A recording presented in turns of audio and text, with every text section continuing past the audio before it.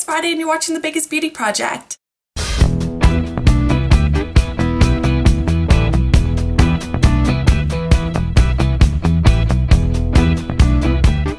So this week is Samantha's topic. We were talking about perfection, and she has some questions she wants us to discuss this week. I feel like perfection is that unattainable ideal, that thing that you can strive for but never quite achieve. It's just that idea of whatever is flawless to you. It can really be different from person to person because we all have different ideals and goals. But for me, being perfect means having the right job, looking the right way, having all the right clothes, having the right lifestyle, looking the right way. That to me is perfect. And I think perfection can be good and bad for the same reason, because it gives you something to strive toward. For example, I could be striving toward the perfect body, and for me that's, being healthy and fit, and that can give me motivation to work out all the time and eat right.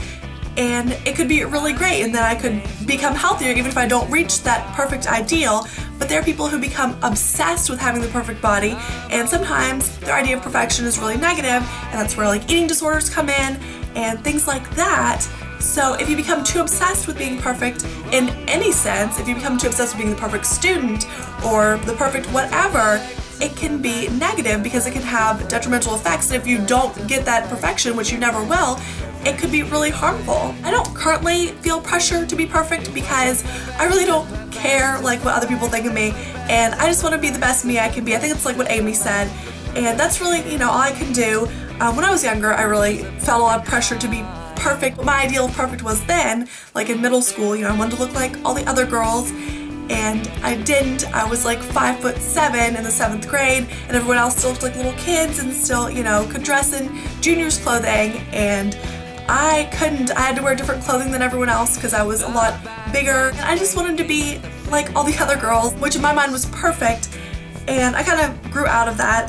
And the older I get, the less I care about what other people say about me or what other people think about me. And now it's just like, it doesn't really matter. Sam's topic was influenced by some books she'd been reading, which is funny because my last topic was influenced by a book too. So maybe I should read more because apparently we get some really great topics from reading. She's been reading some books. She listed some series and asked why these types of books have become so popular. And one of the books she mentioned was The Hunger Games, that series, which I have read, I'm familiar with. The other ones I was not familiar with, so I looked up, and all these books deal with kind of dystopian societies and kind of, it seems like, visions of the future in different ways. And I can't really speak for like the whole of society, but I know that I like these kind of books. These are some of my favorite kinds of books. Like, I love The Hunger Games, and some of these other books sounds like I would really like too. I think these are really popular because it shows what we could become as a society if we don't change some of the negative aspects. It also presents a lot of social commentary about how things are now and kind of highlights some things that maybe aren't so good. Like The Hunger Games kind of highlights our consumeristic society and kind of like what reality TV could become. It could become like The Hunger Games, and we could be sending kids out to be tributes if we don't really change our ways. And I think that's really great because it's not only a commentary on today, but it's what could happen. I love books like this. I also love reading older books and watching older TV shows and movies that are this kind of thing, like other people's visions of the future, like from the past or from other cultures, because it's really interesting to see like what they were worried about in their society and what they value. So I think it's really interesting to think about, and apparently a lot of other people do too, because like she said, these types of dystopian books are super popular right now. Let's see, what else do I have to say? I just filmed a makeup tutorial for Valentine's Day. I hope everyone has a good one because I won't see you all until after Valentine's Day next week. Samantha, hope everything's okay with you.